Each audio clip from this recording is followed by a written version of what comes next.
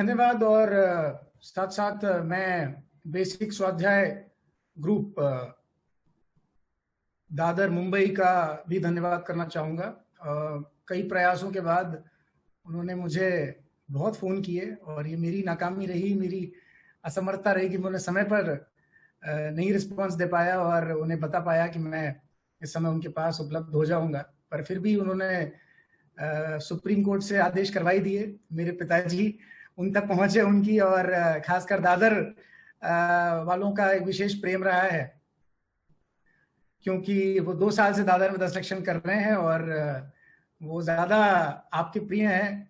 मेरा अभी मुलाकात आप लोगों से नहीं हुई है। खासकर वहां के लोग जुड़ रहे हैं और पूरे देश से लोग जुड़ रहे हैं, जैसा मुझे बताया गया नरेश जी के द्वारा। तो पूरे स्वाध्यायी समाज जो हमारी दादर की बेसिक स्वाध्यायी समाज का धन्यवाद, आपने मुझे यहाँ पर आने का मौका दिया। और हम इसकी शुरुआत करेंगे आज इस सेशन की। जो आपको विषय है, विषय आप तक पहुंच ही गया है। और एक ऑनलाइन, हम सब लॉकडाउन में हैं और ऑनलाइन व्यवस्था में एक ही दिक्कत होती है कि आप सब लोगों के रिस्पांस के बारे में पता नहीं चलता है। तो मैं बस इतनी सी आपसे उम्मीद रखूंगा कि इस दौरान लाइव प्रोग्राम में जब हम होते तो हम आमने सामने होते, एक दूसरे के पता चलता किसका क्या रिएक्शन है।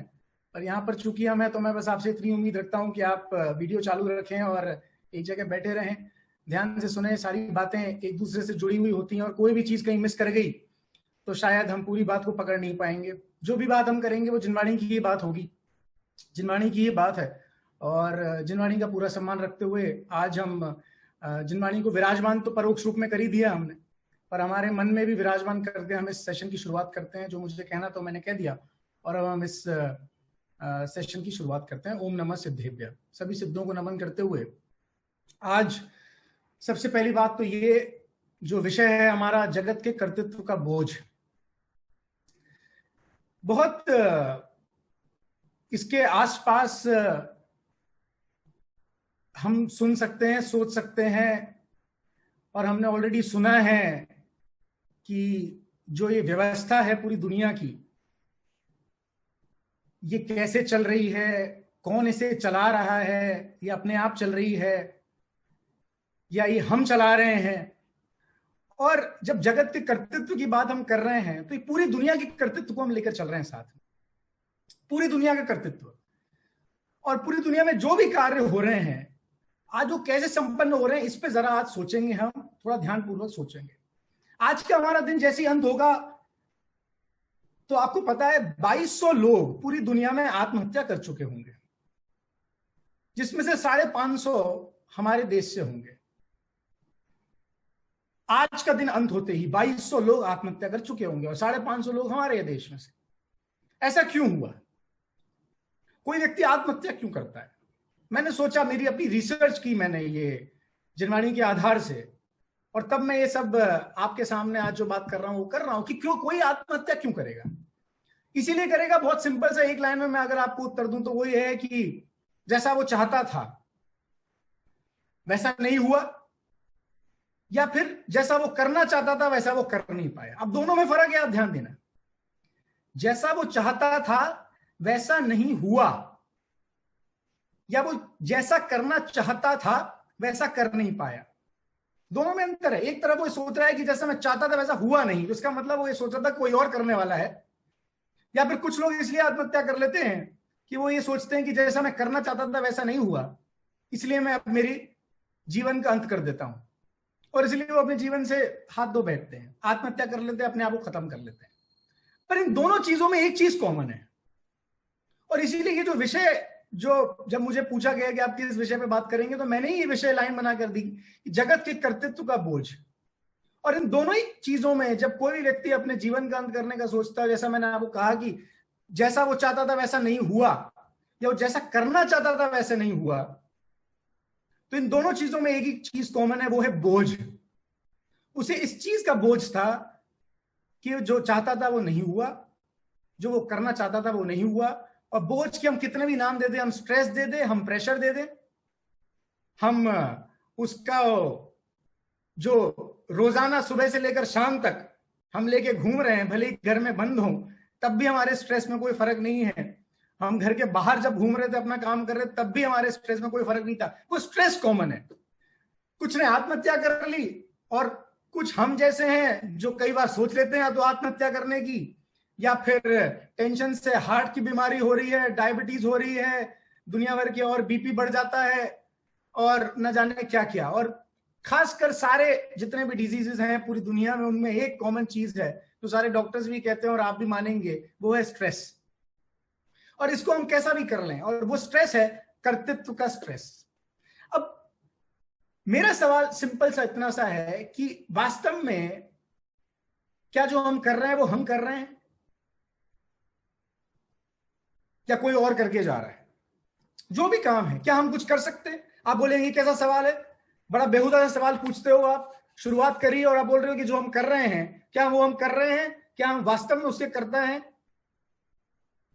ये सवाल है। और यदि हम नहीं कर रहे हैं तो आप मुझसे कहोगे कि सुबह से लेकर शाम तक जो भी काम हम कर रहे हैं अगर हम वो नहीं करें तो अपने आप हो जाएंगे। आपको क्या पता, हमने 50 रुपए लेके जेब में निकले थे हम अपने घर से, और वो आज 50 रुपए के आज हम महीने के लगभग 50 लाख रुपए बनाते हैं।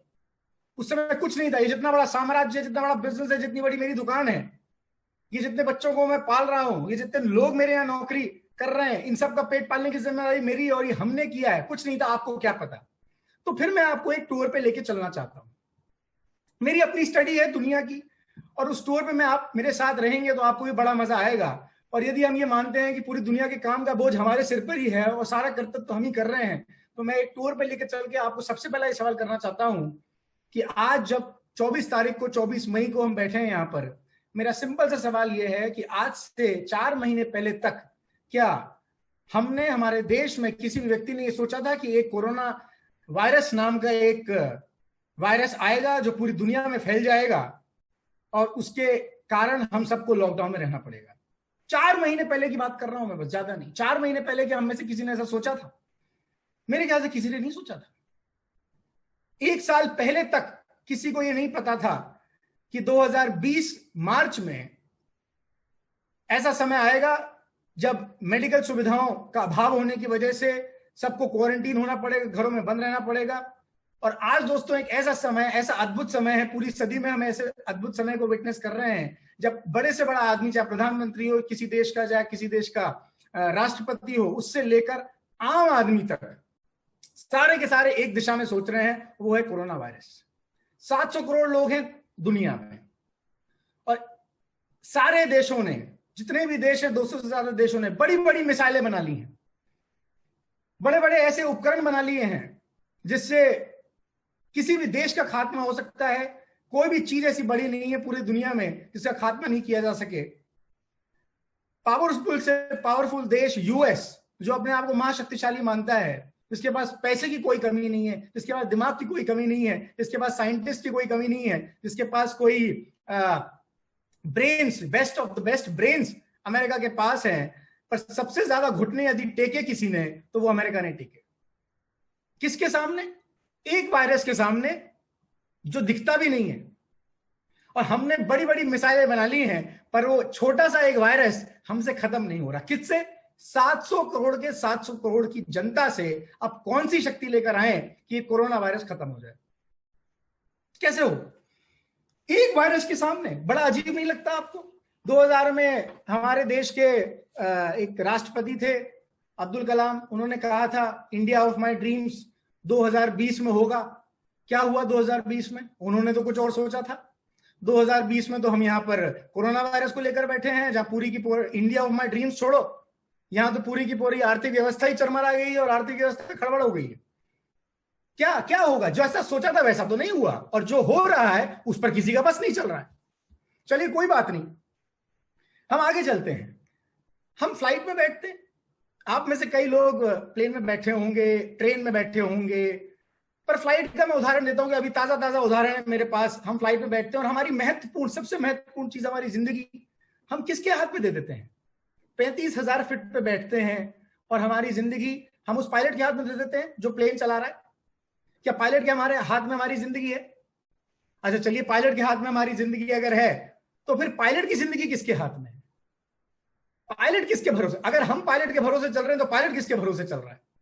आप बोलेंगे वो एयर ट्रैफिक कंट्रोल के भरोसे चल रहा है। अच्छा, और एयर ट्रैफिक कंट्रोल में कौन बैठा है? वो आदमी जिसका सुबह आज अपनी पत्नी से झगड़ा हो गया। एयर ट्रैफिक कंट्रोल में बैठा हुआ आदमी सुबह सुबह अपनी पत्नी से झगड़ कर आ गया, वो पायलट को कंट्रोल कर रहा है, पायलट हमें कंट्रोल कर रहा है, और हमने अपनी जिंदगी पायलट के हाथ में दे दी। अगर हम ये मान रहे हैं कि पायलट हमको कंट्रोल कर रहा है और पायलट ये मान रहा है कि उसको एयर ट्रैफिक कंट्रोल कर रहा है, मुझे नहीं पता कौन किसको कंट्रोल कर रहा है, पर अगर एक दूसरे को सभी कंट्रोल कर रहे थे तो परसों के दिन पाकिस्तान में प्लेन क्रैश क्यों हो गया? प्लेन चलाने वाला प्लेन चला रहा था, एयर ट्रैफिक कंट्रोल करने वाला एयर ट्रैफिक कंट्रोल कर रहा था। आप बोलेंगे नहीं नहीं आप समझते नहीं हैं, पाकिस्तान में जो प्लेन क्रैश हुआ उसमें इंजन फेल हो गया था और पायलट ऐसा नहीं है, पायलट एयर ट्रैफिक कंट्रोल के साथ रहता तो है पर फिर भी वो बहुत कुछ कंट्रोल कर सकता है। तो फिर मेरा सवाल ये है कि फिर वो 1 मिनट पहले ही लैंड करने से प्लेन क्रैश क्यों हो गया? 1 मिनट पहले, और वो ऐसे रिहायशी इलाके में गिर गया। क्या पायलट के हाथ में था वो कहां गिरे कहां नहीं गिरे? क्या पायलट के हाथ में था तो उसको रोक क्यों नहीं पाया? और अगर पायलट के हाथ में ही गिरना था और वो गिर गया तो मजे की बात यह है, मुझे तो खबर पढ़ के मजा आया कि 100 में से वो एक आदमी क्यों बच गया उस प्लेन में से। जब सारे के सारे मर गए तो एक कैसे बच गया? क्या हो रहा है? किसके हाथ में है? वो एक आदमी अब किसका धन्यवाद कर रहा है? वो तो जिस भी धर्म से बिलोंग करता होगा अपने ऊपर वाले को धन्यवाद दे रहा है कि मैं बच गया। पर मुझे तो वास्तव में व्यवस्था समझ में नहीं आई कि कौन चला रहा था, कौन बचा कौन मरा, ये किसके हाथ में था, समझ में नहीं आया। चलिए कोई बात नहीं, आप बोलेंगे ये ना सही, पर आपने जो शुरुआत में बात कही कि 50 रुपए हम घर से निकले थे लेकर और आज हम महीने का और साल का 25-50 लाख रुपए बना लेते हैं, तो मेरा कहना आपसे ये है, मेरा सवाल ये है कि अगर वास्तव में हमारे दिमाग से ही सब कुछ हो रहा था तो अब हम किन कर्तव्य विमूढ़ क्यों हो गए? अब हम हमारी दुकान का शटर क्यों नहीं खोल पा रहे? अब कौन सी शक्ति काम कर रही है कि हमारा धंधा नहीं चल रहा है? और अगर वास्तव में पैसा कमा लेने वाले के पास हमेशा पैसा रहता है तो फिर अनिल अंबानी की संपत्ति कम क्यों हो गई? ये मैं वो सारे उदाहरण इकट्ठे करके आपके सामने लेकर आया हूं जो दिनों रात हम अखबार में पढ़ते हैं। और मुझे नरेश जी से पता चला बात करके, जो इसके को होस्ट भी हैं, कि हमारे पास हर तरीके के लोग हैं, 15 से 20 साल, 50 साल, 65 साल तक के लोग हैं जो बेसिक स्वाध्याय ग्रुप में हैं, बेसिक से शुरुआत कर रहे हैं और साथ ही अभी वित्तीय विज्ञान में का उनका लेवल है। और बहुत सारे बिजनेसमैन हैं, कुछ एंटरप्रेन्योर हैं, कुछ जॉब भी करते हैं। मैं सबके एरिया को कहीं ना कहीं टच करने की कोशिश कर रहा हूं, इसलिए मैंने ये उदाहरण दिया। तो अनिल अंबानी की संपत्ति कम क्यों हो गई? और अगर नोकिया इतने ही अच्छे फोन बनाता था तो फिर नोकिया अब डूब क्यों गई? ब्लैकबेरी के फोन इतने अच्छे थे तो फिर ब्लैकबेरी डूब क्यों गई? और जब एप्पल कंपनी की शुरुआत स्टीव जॉब्स ने करी तो शुरुआत करते समय क्या उसको पता था कि वो जब 30 साल का होगा तो उसकी खुद की शुरू हुई कंपनी से उसको जाना पड़ेगा? ऐसा हुआ? उसकी खुद की शुरू की हुई कंपनी से उसको 30 साल की उम्र में निकाल दिया गया और उसके बाद 5-7 साल बाद वो दोबारा अपनी कंपनी में आ गया, उस कंपनी को संभालने लगा। कैसे हुआ ऐसा? पता नहीं, सोचने से समझ में नहीं आता। कोई आदमी कंपनी शुरू करे और फिर वो ये सोच के तो शुरू नहीं करता है कि मैं अपनी ही कंपनी से निकाल दिया जाऊंगा, ऐसा तो कभी नहीं होता। चलिए कोई बात नहीं, हम और आगे बढ़ते हैं, कुछ और एक और उदाहरण लेते हैं। और वो ये है कि हमारे देश में कई लोग चुनाव में खड़े होते हैं, चाहे वो प्रधानमंत्री मोदी हो, चाहे हमारे राज्य के सीएम हो, चाहे कोई छोटे से छोटा पार्षद हो। मजे की बात यह है, आपके महाराष्ट्र का उदाहरण ले लें क्योंकि महाराष्ट्र के लोग ज्यादा लगते हैं। आपने जब चुनाव में वोट दिया, आपको पता था क्या कि चुनाव में मुख्यमंत्री कौन बनेगा? जिसकी सबसे ज्यादा सीटें आई उसको मुख्यमंत्री बनने का मौका नहीं मिला, और जिसकी सबसे कम सीटें आई आज वो मुख्यमंत्री बन के बैठा हुआ है महाराष्ट्र का। कौन निर्णय करता है, कैसे निर्णय होता है, मुझे पता नहीं। एक रात के फर्क से क्या हुआ आपके राज्य में वो आपको सबको पता है, मुझे बहुत ज्यादा गहराई में जाने की जरूरत नहीं है। पर मजे की बात तो ये है, मुझे मजा तब आता है जब कोई व्यक्ति चुनाव प्रचार के लिए निकलता है, चुनाव प्रचार करता है, उसे ये नहीं पता होता कि उसे वोट कौन देगा।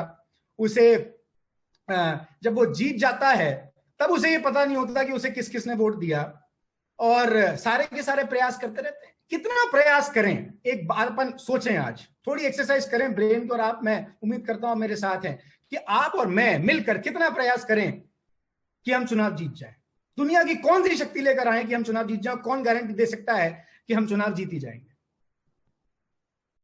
अगर मोदी जी इतने बढ़िया स्ट्रेटेजिस्ट हैं जो चुनाव जीत सकते हैं, तो फिर वो दिल्ली का चुनाव हार क्यों गए? फिर वो किसी और राज्य में क्यों हार गए? और क्या मोदी जी चुनाव लड़ने से पहले गारंटी दे सकते हैं कि मेरी इतनी सीटें आएंगी? गारंटी तो नहीं दे सकते। तो अगला सवाल आपका ये होगा, तो क्या प्रयास करना छोड़ दे? आएंगे, उस पर भी आएंगे, सारी बातों पर आज कवर करेंगे, हमारे पास समय की कोई कमी नहीं है। पर मैं गारंटी की बात कर रहा हूं, गारंटी कोई नहीं कर सकता। और हम और आप मिलकर कितना प्रयास करें कि हम प्रधानमंत्री बन जाए, क्योंकि प्रधानमंत्री तो बनना सिर्फ एक कोई है, मुख्यमंत्री बनना तो सिर्फ एक कोई है, और हमारे एरिया का पार्षद तो बनना सिर्फ एक आदमी कोई है। चलिए कोई बात नहीं, थोड़ा खेल की तरफ चलते हैं, थोड़ा और इंटरेस्टिंग बनाते हैं इसको। बहुत सारे लोग सुन रहे हैं, मेरे फूफा भी हैं यहाँ से हजारीबाग से, विनोद जी, वो सुन रहे हैं। मुझे पता है कि हमारे फूफा का रुचि खेल में बहुत है। मैं फूफा आपको देखकर ही मैंने कहा चलो खेल की तरफ बढ़ते हैं।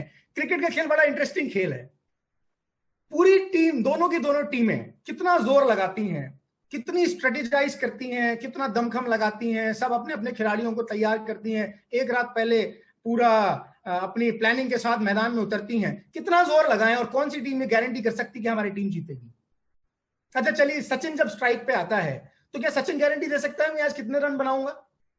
आप कमाल कर रहे हो यार, 20 साल से खेल रहा है सचिन। सचिन तो बोल ही सकता है कि कितने रन बनाऊंगा, सचिन के हाथ में नहीं होगा। क्रिकेट का भगवान कहा जाता है उसको, क्रिकेट का भगवान भी नक्की नहीं कर सकता कितने रन बनाऊंगा। अच्छा, क्या सचिन ये बता सकता है कि अगली बॉल में मैं छक्का मारूंगा? क्या सचिन ये बोल सकता है कि अगली बॉल वाइड होगी? अच्छा चलिए, बॉलर की तरफ देखते हैं, बहुत बढ़िया विकेट ले सकते हैं। अगर वो बॉलर जितने बढ़िया विकेट ले लेता है, क्या वो हर बॉल पे विकेट ले सकता है? अगर वो इतना बढ़िया बॉलर है तो हर बॉल पे तो विकेट नहीं ले सकता। सचिन भी हर बॉल पे छक्का नहीं मार सकता। मेरा सवाल इतना सा है कि सचिन ने अगर एक बार 200 रन मार दिए, और वो अगर ये दमखम रखता है 200 रन मारने का, तो 20 साल में एक ही बार 200 रन क्यों मारे? और बॉलर जब बॉल फेंकता है और पूरे जोर से बॉल फेंकता है, और वो जब नो बॉल हो जाती है, तो आपने बॉलर की शक्ल देखी है? वो लाइन को ऐसे देखता है जैसे ये बॉल उसने डाली ही नहीं। वो लाइन को ऐसे देखता है, अरे ये कैसे हो गया? और फिर जब वो बॉल डालता है और उसको लगता है वो आउट है, और वो चिल्लाता है कि ये आउट है, और वो आउट होता है, और फिर भी अंपायर की सूझ या बूझ या कितनी समझ, और अंपायर वो सही को भी गलत दे देता है, और वो बैट्समैन बच जाता है, और बैट्समैन बच जाने के बाद सेंचुरी मार देता है। ये कौन नक्की करता है? मुझे समझ में नहीं आया आज तक। कैरम का खेल खेला होगा आप लोगों ने। कैरम के खेल में गोटियों का परिणाम किसके हाथ में है?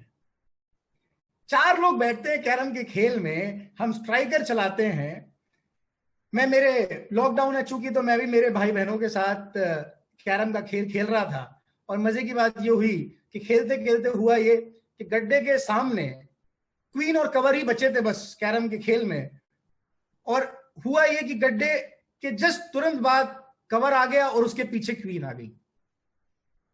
अब आप सोच सकते हो दुनिया की सबसे बड़ी समस्या है ये, क्योंकि मारने को कोई और गोटी है नहीं, और अगर मारेंगे तो कवर पहले जाएगा, क्वीन बाद में जाएगी, और कवर अगर गया तो फाउल हो जाएगा। अब मुझे बताओ इसमें कौन सी शक्ति काम करे कि ये ठीक हो जाए?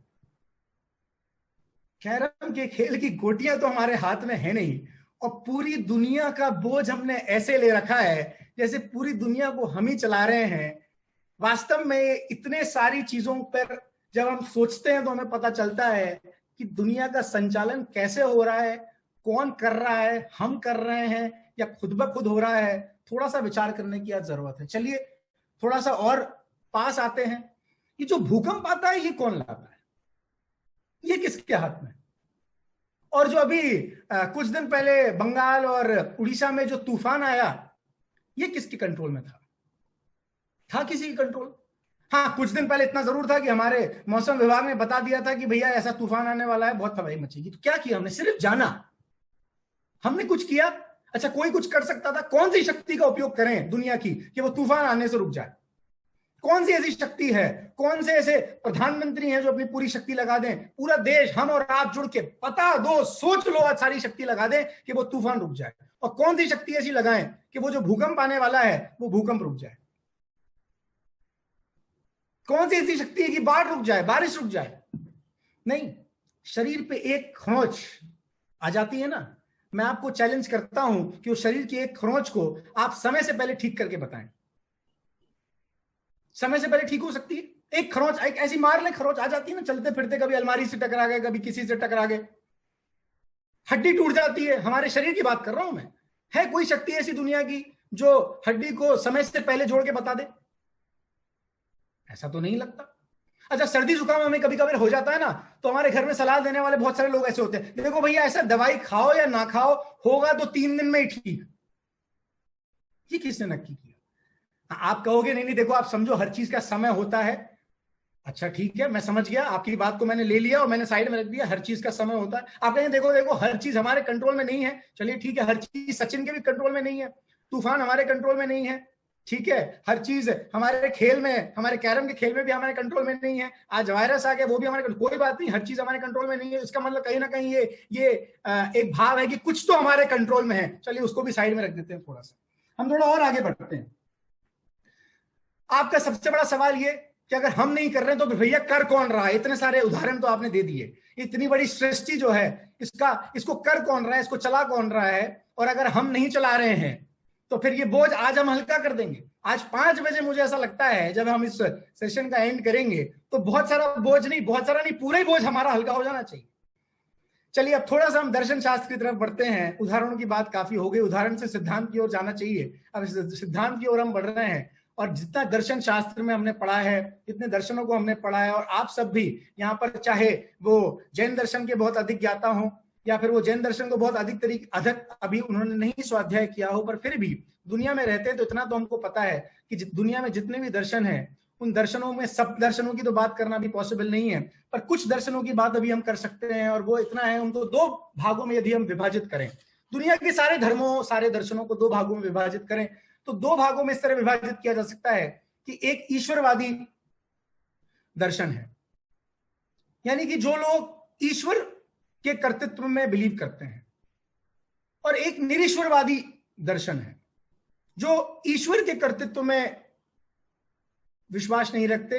वो ये मानते हैं कि ये अनादि अनिधन स्वनिर्मित विश्व व्यवस्था है, इस सृष्टि की रचना किसी ने ना कभी की थी ना कभी इसका अंत होगा, ये एक ऑटोमेटिक व्यवस्था है जो स्वनिर्मित है, जो 6 द्रव्यों से बनी है, और जीव पुद्गल धर्म धर्म आकाश काल, इन ये स्वतंत्र 6 द्रव्य हैं जिनका स्वतंत्र परिणमन है, और एक द्रव्य दूसरे द्रव्य का किसी में कोई भी हस्तक्षेप नहीं है, और कोई भी द्रव्य किसी की भी द्रव्य की किसी भी पर्याय में फेरफार नहीं कर सकता।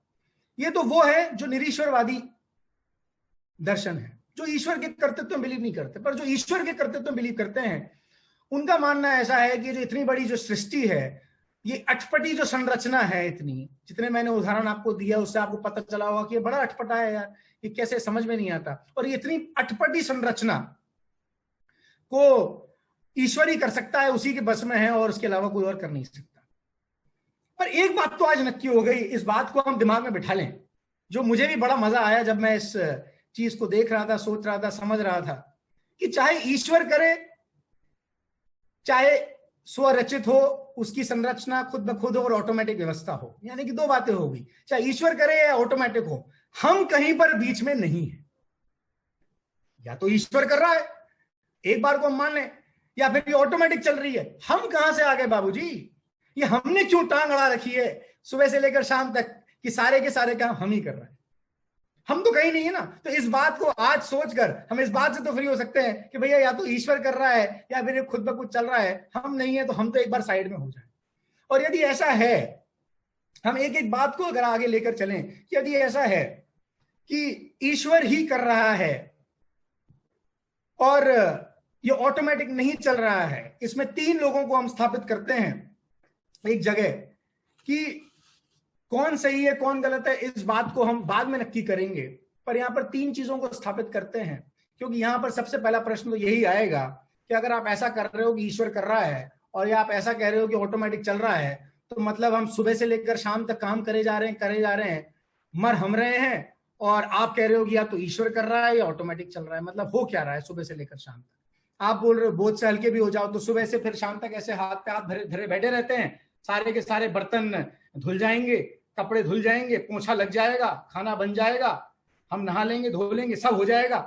क्या कहना चाहते हैं आप? मतलब समझ में नहीं आ रहा। देखिए, जो निरीश्वरवादी दर्शन में बिलीव करते हैं उनसे मात्र इतना कहना चाहता हूं कि हर कार्य के अपने 5 समवाय होते हैं, और उन 5 समवाय पूर्वक ही हर कार्य संपन्न होता है, और कौन उसका वास्तविक करता है, कौन उसका वास्तविक कर्म है, इस बात को यहीं पर विराम देते हुए सबसे पहले तो इस बात पे चलते हैं कि 3 लोग यहां पर स्थापित हो रहे हैं, एक तो ईश्वर, एक मानव और एक ऑटोमेटिक।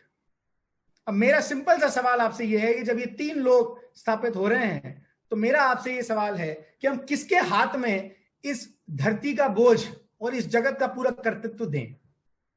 हम आज डिसाइड करेंगे इस सेशन में। एक है ईश्वर, कहीं ना कहीं एक है मन में कि कैसे हो रहा है, क्या हो रहा है। तो अगर ईश्वर की यदि हम बात करें और ईश्वर से ही हम माने कि यदि ईश्वर ये काम कर रहा है और मानव के हाथ में यदि ये है या ये ऑटोमेटिक है, इन तीनों चीजों में से सबसे पहली बात तो ये है कि यदि हम ये सोचते हैं कि सुबह से लेकर शाम तक कि सारे काम हम ही कर रहे हैं और ये मानव कृति हो रहा है, तो एक उदाहरण के माध्यम से मैं आपको बताना चाहूंगा कि पूरी विश्व व्यवस्था यदि एक मानव को दे दी जाए तो क्या होगा। रेलवे स्टेशन पे आपको पता है, रेलवे के सफर में आपको पता है, जब हम टिकट लेने जाते थे तो टिकट का जो सिस्टम आजकल ऑटोमेटिक हो गया है। जब ऑटोमेटिक नहीं था तो वेटिंग लिस्ट के लिए और टिकट के लिए कितनी मारामारी होती थी। और आपको पता है जब से ऑटोमेटिक हुआ है तब से कितना आराम हो गया है। वेटिंग लिस्ट में हमारा नाम आता है, जिन लोगों का रिजर्वेशन कैंसिल हो जाता है वो टिकट कैंसिल करा देते हैं, तो वेटिंग लिस्ट में ऊपर हमारा नाम आता रहता है। और ऑटोमेटिक व्यवस्था के बाद हम कितना निश्चिंत हो गए कि तत्काल टिकट कितनी ट्रांसपेरेंट है। सुबह 10 बजे बैठो, अपनी टिकट ले लो, बहुत ऑटोमेटिक व्यवस्था के हिसाब से हमको टिकट मिल जाती है और हमको चिंता करने की जरूरत नहीं पड़ती।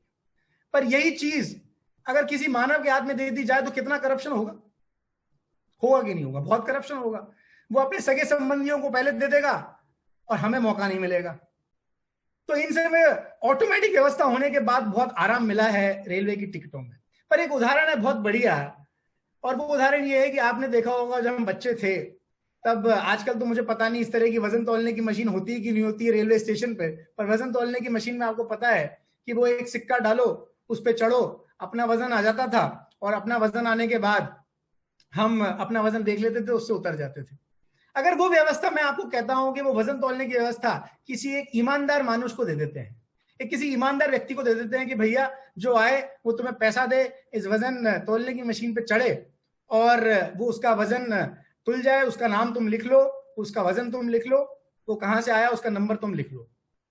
अगर ऐसी व्यवस्था किसी मनुष्य के हाथ में दे दी जाए तो आपको लगता है कि व्यवस्था बहुत ठीक तरीके से चल पाएगी? सबसे पहले तो वो आदमी खुद का वजन तौलेगा और अपना नाम नहीं लिखेगा, ना उसके पैसे आने। उसके बाद वो अपने दोस्तों को बोलेगा भैया तुम भी तुल जाओ, वो उनका नाम भी नहीं लिखेगा। उसके बाद फिर वो अपने रिश्तेदारों को बुलाएगा और रिश्तेदारों को वजन तुलवा देगा, उनको वजन बता देगा और उनका नाम नहीं लिखेगा। और उसके साथ उसकी ईमानदारी तो इसी में है कि जितने लोग आए, जितनों के पैसे आए, उतनों के पैसे वो जमा कर देगा। वो उसी को ईमानदारी मानता है, वो इसको ईमानदारी नहीं मानता कि जितने लोग आए उतने लोग ईमानदारी से पैसे दें और वो चले। तो ये व्यवस्था तो मानव के हाथ में यदि व्यवस्था दे दी जाए जगत की, अगर हमने हमारे हाथों में व्यवस्था ले ली तो मेरे ख्याल से तो जितने लोग उतनी इच्छाएं और जितने लोग उतना करप्शन, और ईमानदारी से व्यवस्था तो नहीं चल सकती। और इसके साथ साथ यदि हम ये व्यवस्था किसी एक अदृश्य ईश्वर के हाथ में दे दें, जिनको किसी ने कभी देखा नहीं, जो सिद्ध नहीं किए जा सकते, और उनके हाथ में सिर्फ इसीलिए दे दें कि वो एक सुप्रीम पावर हमारे को चाहिए, एक सुप्रीम पावर हमारे साथ होनी चाहिए, और एक सुप्रीम पावर के हाथ में हमने दे दी जिनको हम सिद्ध नहीं कर पा रहे, जिनको हमने कभी देखा नहीं, और एक ऐसी अदृश्य शक्ति के हाथ में विश्व व्यवस्था हो जिनको शायद सिर्फ पूजा जाता हो मंदिरों में, और यही किया जाता हो कि भैया कोई घोर से घोर अपराध किए करके आ जाए, मंदिर चला जाए और मंदिर में जाके उनसे बोल दे कि भैया मेरे से घोर अपराध हो गया, अब आप बचा लेना। इसके बारे में मुझे कुछ नहीं कहना, क्योंकि मूलतः हम सब यहाँ पर जो लोग उपस्थित हैं, हमारी ऐसी मान्यता नहीं है कि ईश्वर कर्तृत्व से ये दुनिया चल रही है। पर माखनलाल चतुर्वेदी जो एक अजैन व्यक्ति हुए हैं, एक अजैन कवि हुए हैं, उन्होंने एक बहुत बढ़िया बात कही है कि हे भगवान तू क्या कर सकता है इंसाफ, जो प्रार्थना की रिश्वत पर कर देता है माफ। और मैं तो यहां तक कहता हूं कि अगर ईश्वर कर्तृत्व से ही दुनिया चल रही है तो ईश्वर से तो अच्छा वो हमारा पुलिस वाला है, जिसके पास जाकर हम कम से कम रिपोर्ट तो लिखा सकते हैं, और रिपोर्ट लिखाने के बाद हम कम से कम उससे ये उम्मीद तो कर सकते हैं कि वो हमको न्याय दिलाएगा। उससे अच्छा तो न्यायालय है, जो न्यायालय में जाकर, कोर्ट में जाकर हम किसी के ऊपर केस कर सकते हैं और जज बिना किसी बायसनेस के, बिना किसी एक पक्ष के हमारी बात को सुनेगा और जो न्यायोचित होगा वो न्याय देगा, बजाय उस व्यक्ति के जो अदृश्य है, जो ईश्वर ऐसा है कि जिसके द्वार पर जाकर कोई हत्यारा ये बोल दे कि मेरे से हत्या हो गई और मुझे बचा ले, और ईश्वर यदि उसे बचा ले, तो ये तो न्यायोचित नहीं हुआ। और यदि हम इसको माने कि हम भगवान को इसलिए पूज रहे हैं कि जब जरूरत पड़ेगी तब भगवान हमारे बचाने को आ जाएगा, जब भगवान हमारी रक्षा करेगा, तो ये भी न्यायोचित नहीं है। क्योंकि यदि किसी दिन ऐसा हो गया कि कोई हत्या से पीड़ित व्यक्ति, जिसकी हत्या हुई हो, जिसको मर्डर अटेम्प्ट हुआ हो, जिसके ऊपर अटेम्प्ट टू मर्डर हुआ हो, वो भी पहुंच जाए और मर्डर करने वाला भी पहुंच जाए, तो मुझे आप बताइए कि भगवान किसका साथ दें? दोनों एक साथ पहुंच जाए और दोनों में वाद विवाद हो, तो फिर भगवान इसका साथ देंगे कि भैया जिसने मेरी पूजा ज्यादा करी या जो मेरे पास पहले आया, जिसने मेरे को ज्यादा पूजा, मैं अगर उसके पास जाऊंगा, तो ये तो न्यायोचित नहीं है, ये पक्ष व्यामोह है। और इस पक्ष के साथ तो जगत की व्यवस्था नहीं चल सकती। और इन दोनों उदाहरणों के साथ साथ अब एक ही चीज सामने आती है, और वो चीज सामने आती है कि भैया ना तो मानवकृत व्यवस्था ठीक है, क्योंकि ना तो उसमें ईमानदारी है, और ईश्वर के हाथ में भी अगर इस जगत की व्यवस्था दे देंगे, ना ही वो ठीक है। अब तो जो ऑटोमेटिक व्यवस्था की आप बात कर रहे थे वो ही ठीक है। पर इसमें कुछ लोग ये भी बात बोलेंगे कि आप समझे नहीं, जो ईश्वर कर्तृत्व में विश्वास रखते हैं बोलेंगे आप समझे नहीं, ईश्वर ने एक बार बना दिया, ईश्वर ने एक बार कर दिया, उसके बाद सबको अपने अपने कर्मों का फल मिलता है।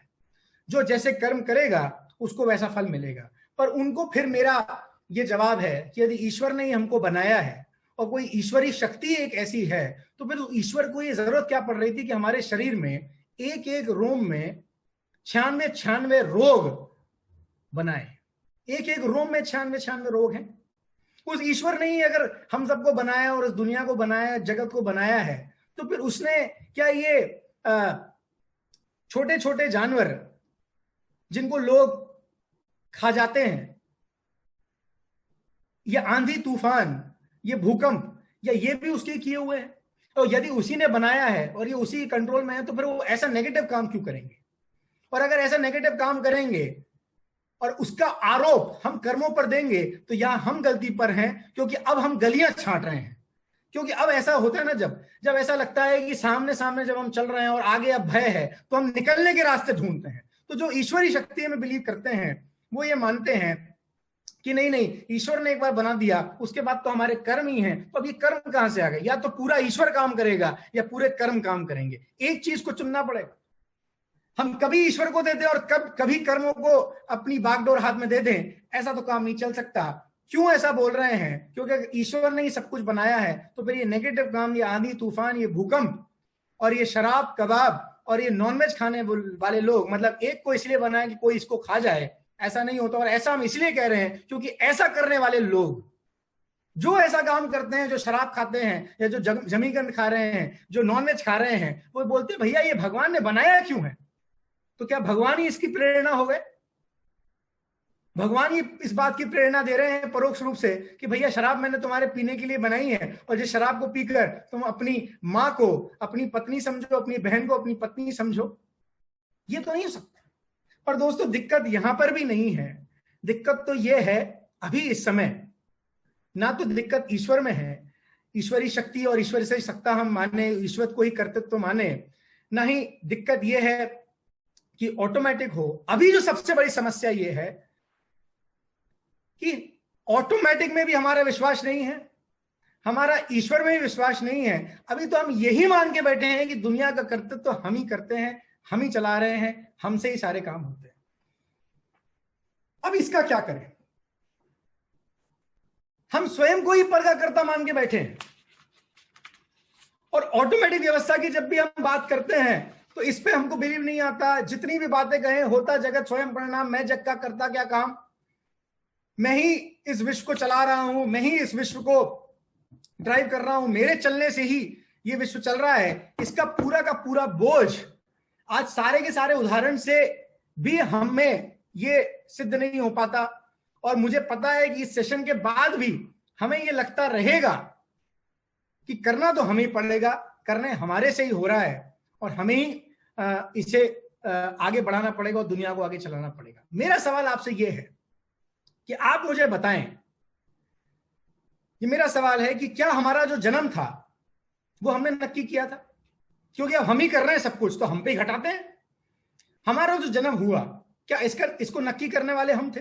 कितने तारीख को होगा, कितने बजे होगा, इसको तो हमने नक्की नहीं किया। क्या हमारा मरण जब होगा, इसको हम नक्की कर सकते हैं? कब होगा हमारा मरण? मरण भी हमारे हाथ में नहीं है। क्या कोई गारंटी है कि हम कल रहेंगे ही या 5 साल बाद रहेंगे ही? गारंटी तो कोई भी नहीं है। तो सब कुछ ये कल्पना में ही है। मुझे तो शायद ऐसे ही लगता है। जन्म हमारे हाथ में नहीं था, मरण हमारे हाथ में नहीं है, और जो बीच की ये व्यवस्था है इसे हम मान रहे हैं कि हमारे हाथ में है, तो ये भी हमारे हाथ में कितनी है इसको भी मान लेते हैं। क्या मेरा वजन मैं नक्की कर पाता हूं? कितने लोग हैं पूरी दुनिया में जो अपने वजन को या तो बढ़ाने में लगे हैं या घटाने में लगे हैं, और मुझे आप बता देंगे उनमें से कितने लोगों को सफलता मिल गई? सबसे ज्यादा तो घटाने वालों की तादाद है। लोग मुस्कुरा रहे हैं इस बात पे, क्योंकि सब लगे हैं कुछ ना कुछ अभी लॉकडाउन में 3 महीने से कसरत करने में लगे हैं वजन कम हो जाए। जन्म हमने नक्की नहीं किया, मरण हमने नक्की नहीं किया। हमारे हाथ में जो हमको लगता है कि बीच की व्यवस्था हमारे हाथ में होगी, तो हमारा वजन भी हम नक्की नहीं कर पा रहे। अच्छा, क्या हमारी हाइट हमने नक्की करी है? और जब हमें सिर दर्द होता है, और सिर दर्द होने के साथ साथ जब हम दवाई खाते हैं, एक डॉक्टर के पास जाते हैं और फिर सिर दर्द लगातार बना रहता है, वो ठीक नहीं होता, फिर हम दूसरे के पास जाते हैं, फिर भी वो ठीक नहीं होता, हमें लगता है इस डॉक्टर की दवाई नहीं लग रही, हमें लगता है उस डॉक्टर की दवाई नहीं लगती। अगर दवाई से ही ठीक होना होता तो दुनिया में कोई बीमारी नहीं होता। तो हम क्या चीज कंट्रोल करना चाहते हैं? चलिए थोड़ा सा और सूक्ष्म जाते हैं, और थोड़ा सूक्ष्म जानते हैं, हम करना कहां चाहते हैं? अगर हम ही इस जगत के कर्ता बने बैठे हैं तो हम करना कहां चाहते हैं? चलिए मुझे बताइए। मेरे सामने जो बेसिक स्वाध्याय को होस्ट कर रहे हैं वो हैं मेरे साथ विवेक जैन जी हैं, नरेश जी हैं। नरेश जी, आपसे पूछता हूं, ये 4:38 हुए हैं, 4:37 तक जो हो चुका है, क्या उसमें मैं कुछ बदल कर सकता हूं? क्या बदलाव कर सकता हूं? क्या मैं आप सब लोगों के चेहरे देख पा रहा हूं? अगर आप मेरे साथ हैं तो आप हाँ मना करें। रतन चंद जी हैं मेरे साथ, रतन जैन जी हैं, वो मना करें। 4 अब 1 मिनट और बढ़ गया, 4:39 हो रहे हैं।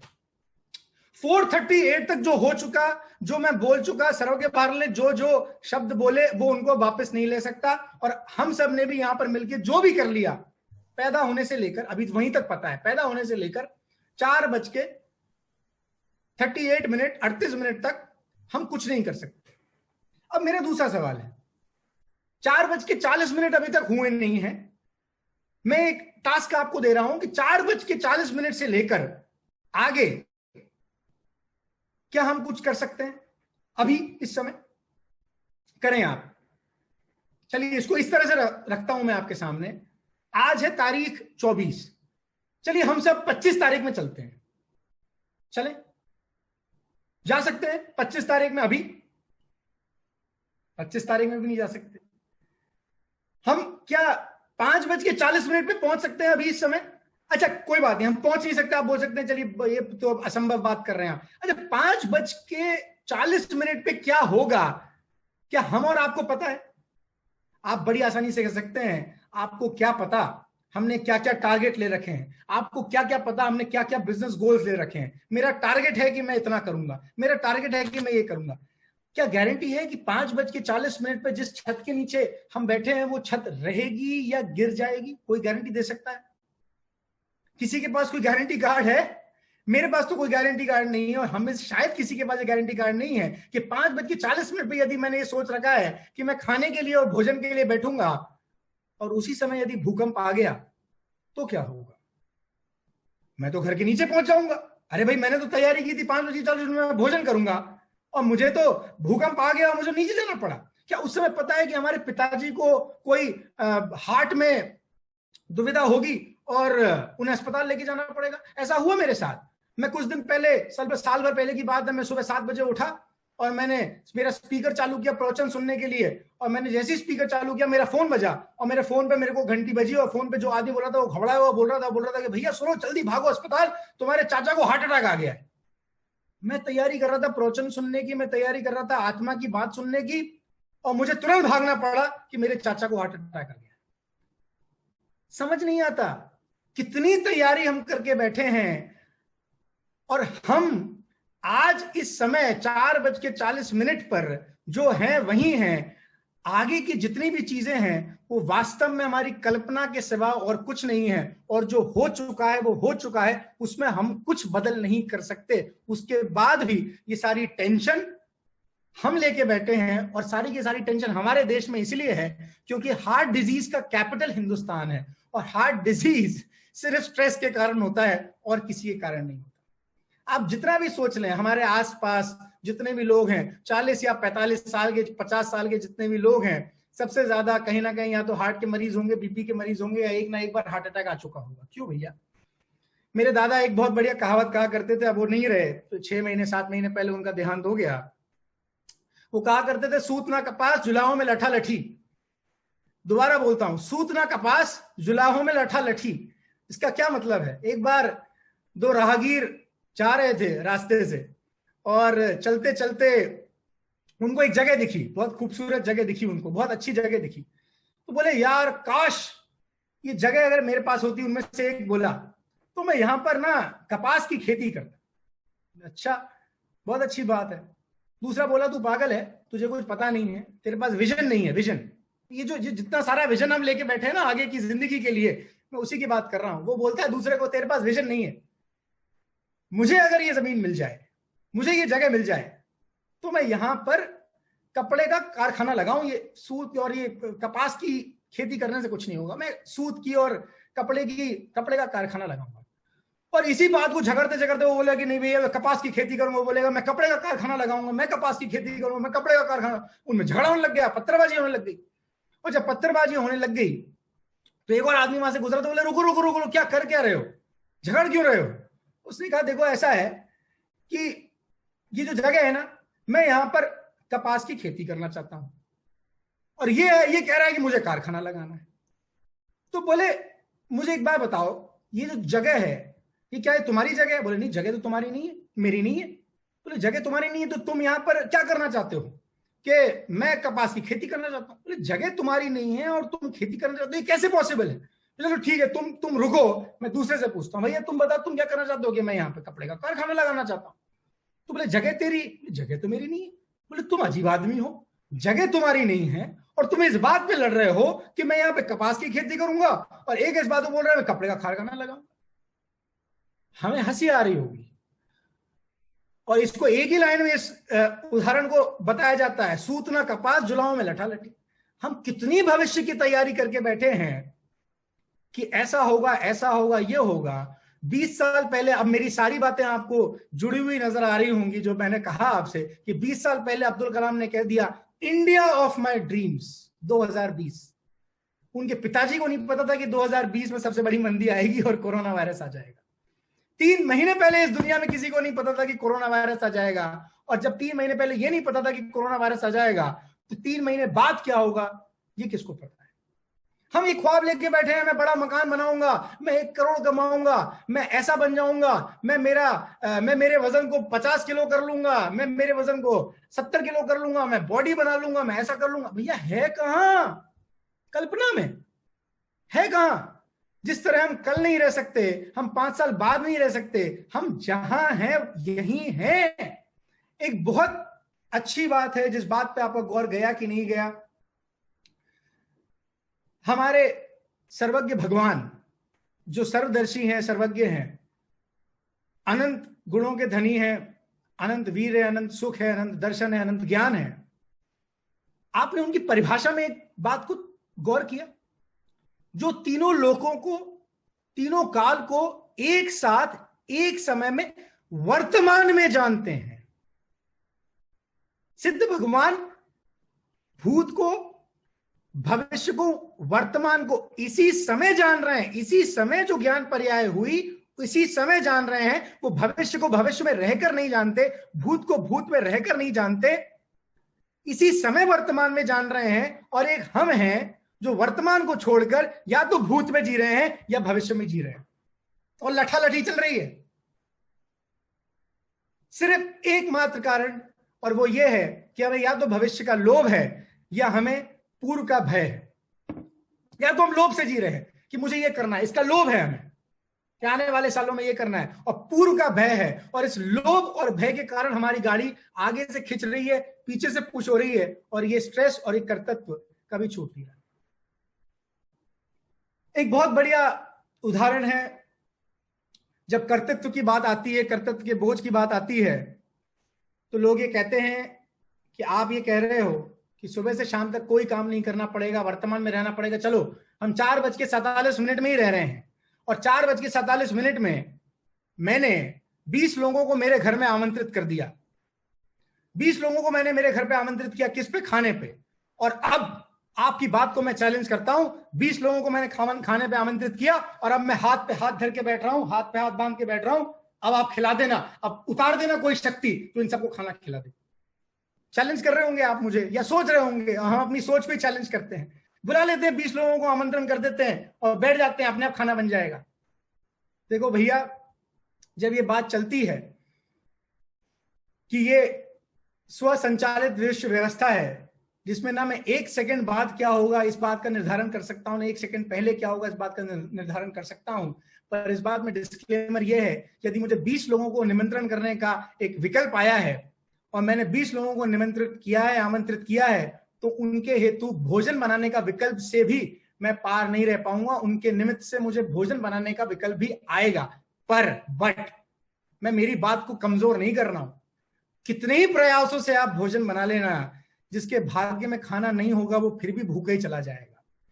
आप कितने ही प्रयासों से, हम कितने ही प्रयासों से भोजन बनाते हैं, स्वादिष्ट भोजन से स्वादिष्ट भोजन बनाने की कोशिश करते हैं, पर उसके बावजूद जितने लोग आते हैं वो मुंह मनी मन कुछ और सोच रहे होते हैं। पर हमारे पूछने पे कि भैया भोजन पसंद तो आया ना? हाँ बिल्कुल पसंद आया, और अंदर ही अंदर बोलता है भैया इतनी कोई मिर्ची डालता है क्या, इतना कोई कम मिर्ची का भोजन बनाता है क्या?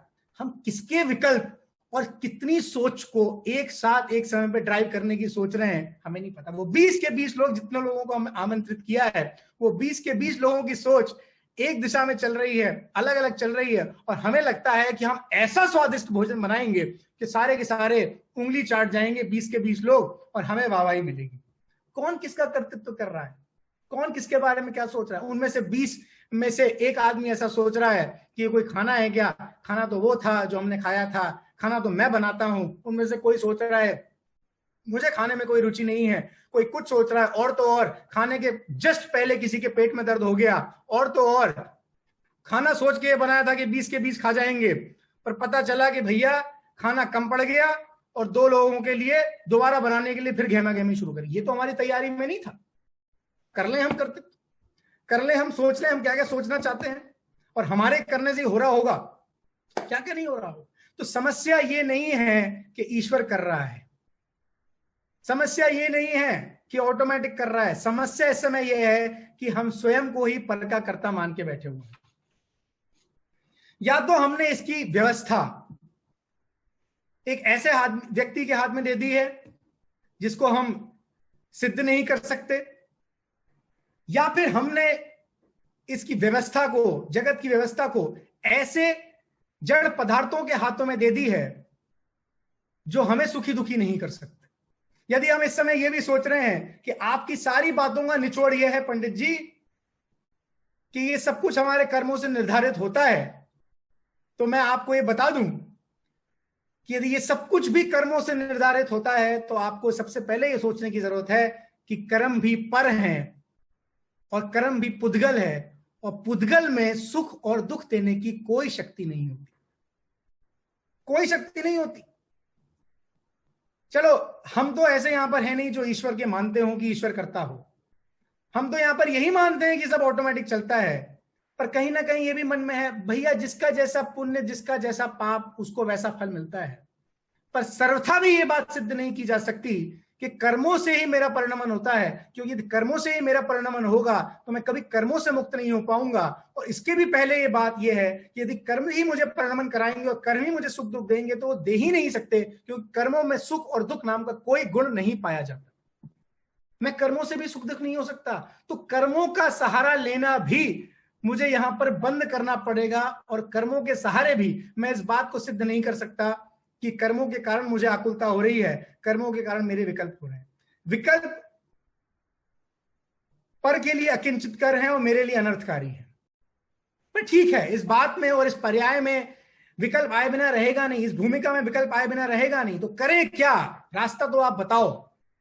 इस तरह बीच रास्ते छोड़ के जाना तो ठीक नहीं है, क्योंकि अब तो कर्मों से भी छुट्टी मिल गई है।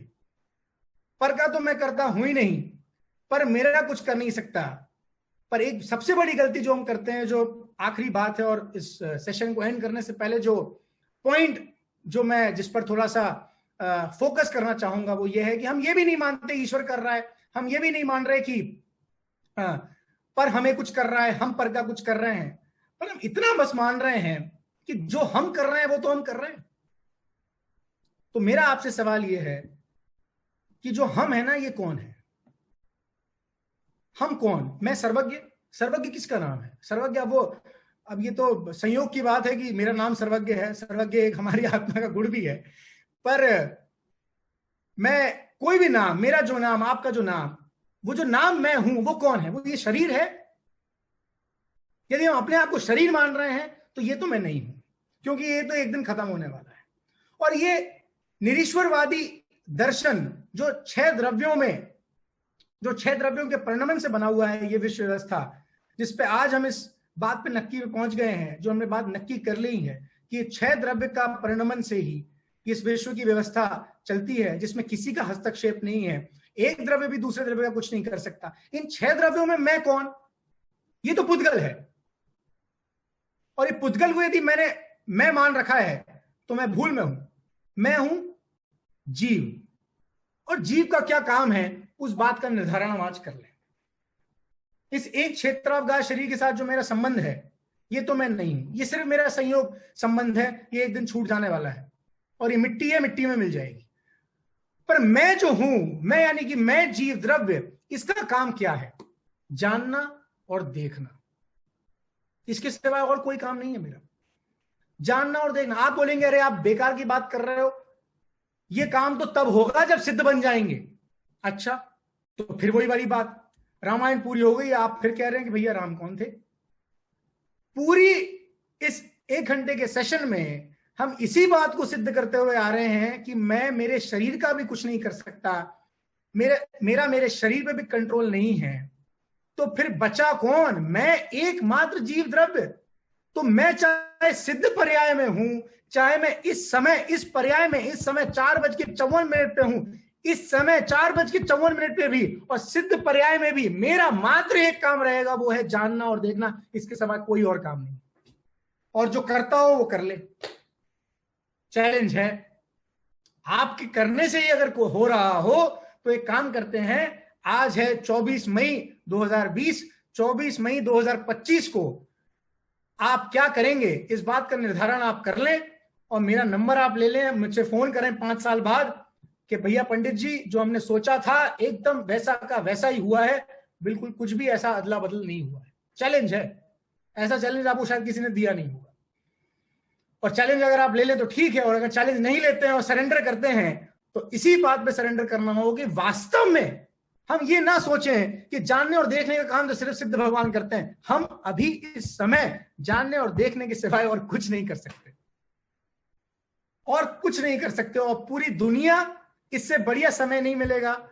मैं दोबारा पुनः उस उदाहरण को दोहरा रहा हूं, पूरी दुनिया इस समय जानने और देखने के सिवाय कुछ नहीं कर रही, क्योंकि पूरी दुनिया इस समय किंग कर्तव्य विमूढ़ है, किसी के हाथ में कुछ नहीं। अच्छा कोरोना हो गया, ठीक है।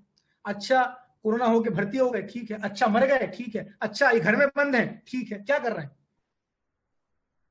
इस समय ज्ञाता दृष्टा बनी है पूरी दुनिया, और वास्तव में इसी समय नहीं, अब से लेकर अनंत काल तक, जब तक हम सिद्ध नहीं हो जाते तब तक हमें ज्ञाता और दृष्टा ही बने रहना है। और इस जगत के कर्तृत्व के बोझ से आज हमें पूर्ण रूप से मुक्त हो जाना है, क्योंकि ये स्वयं संचालित विश्व व्यवस्था में अनंत वीर के धनी, अनंत पुरुषार्थी भी यदि कुछ नहीं कर सकते तो भैया हम कौन। और यहां पर यदि हम ये माने कि ये 700 करोड़ जनता ही, हम और आप ही यदि चला रहे हैं, तो भैया अनंत ईश्वर खड़े करने की जरूरत नहीं है। इससे अच्छा तो वही लोग हैं जो कम से कम एक ईश्वर को तो मानते हैं, वो हमसे ज्यादा अच्छे हो जाएंगे।